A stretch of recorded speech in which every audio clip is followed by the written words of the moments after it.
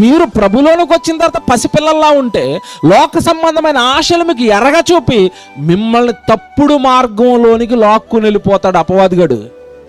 మీరు పడిపోతారు, మీరు పరలోకం చేరరు, ఆత్మీయ జీవితం వీక్ అయిపోద్ది, ఆత్మీయంగా పతనావస్థకి వెళ్ళిపోతారు.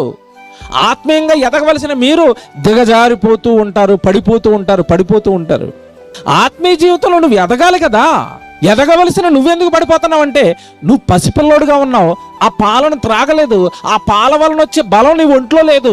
వెంటనే అపవాదిగాడు చిన్న చిన్న చాక్లెట్లు వేసి నిన్ను ఆత్మీయంగా సర్వనాశనం చేస్తున్నాడట. వాడు వంచనతో వచ్చాడట, కుయుక్కులతో వచ్చాడట, తప్పుడు మార్గంలోనికి నిన్ను తీసుకుని వెళ్ళిపోయాడట.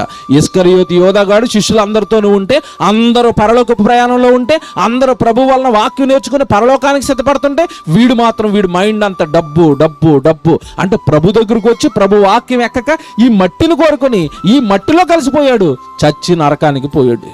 లాగేసింది దెయ్యం వాడిని, కుయుక్తి పన్నింది, వంచనతో లాగింది, తప్పుడు మార్గంలోకి తీసుకెళ్ళిపోయింది. శిష్యులందరూ సేవలో ఉంటే వీడు మాత్రం సమాజ మందిరానికి వెళ్ళిపోయి మా ప్రభు నమ్మేస్తానని బేరాల్లో ఉన్నాడు. ప్రభులో లేడు, పనిలో లేడు, సమాజ మందిరంలో బేరం ఆడుకోవడానికి వెళ్ళాడు వెండి నాణాల కోసం. వీళ్ళేమో వాక్యం చెప్తున్నారు, ప్రభు వెనకాల ఉన్నారు. లాగేసింది. ఆత్మీయ జీవితంలో నువ్వు పడిపోతావు నీకు వాక్యం అనే బలం లేనప్పుడు.